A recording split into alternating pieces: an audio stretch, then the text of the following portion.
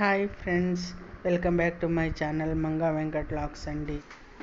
Hi friends, మా అల్లుడు గారు మామిడికాయలు కొనుక్కొచ్చారండి మాగాయ పెట్టమని. అయితే బాగానే ఉన్నాయి, పుల్లగానే ఉన్నాయి, కానీ ఏంటంటే ఎండలు వెనకెట్టేసాయి కదండి. అందుకోసమని మాగాయ పెట్టడానికి పనికిరాదేమో అని ఉద్దేశంతో ఏంటంటే సరే కొన్ని అయితే ఉప్పులో పోసానండి, పోయకుండా ఏం లేదు, అట్టే పెట్టాను పోసి.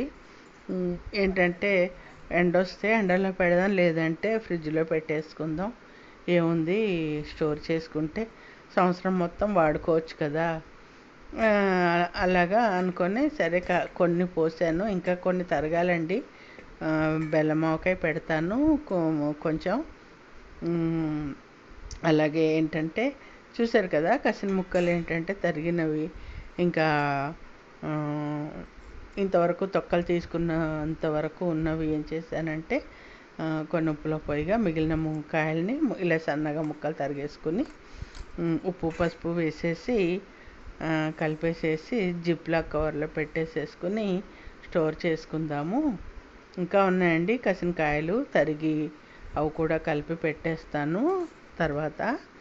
అయితే ఏంటంటే చాలామంది తురుము చేసి పెట్టుకుంటారండి. మామిడికాయ తురిమేసేసుకుని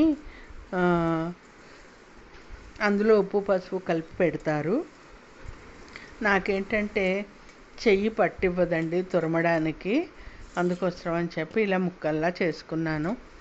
ఇలా చేసుకుంటే ఏముందండి, ఇప్పుడు ఈ ముక్కలు ఉన్నాయనుకోండి, సపోజు కొన్ని ముక్కల్ని తీసుకుంటాం, మిక్సీలో బరకగా పట్టుకుంటాం, బరకగా పట్టుకుని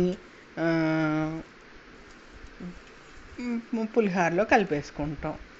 ఏముంది, పచ్చడికైనా అంతే, కసిన ముక్కలు తీసుకుంటాం, పచ్చడి చేసుకుంటాం. టెంకలు కూడా నేను వేసానండి కొన్ని.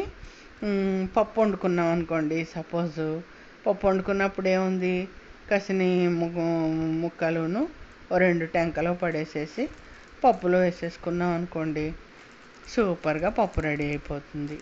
అంతేనంటారా కాదా? నేను చేసింది కరెక్టే కదా. మీరు ఇలా చేసుకోండి, ఇలా చేసుకుంటారని తెలుసా. నచ్చితే ఒక లైక్ ఇచ్చుకోండి.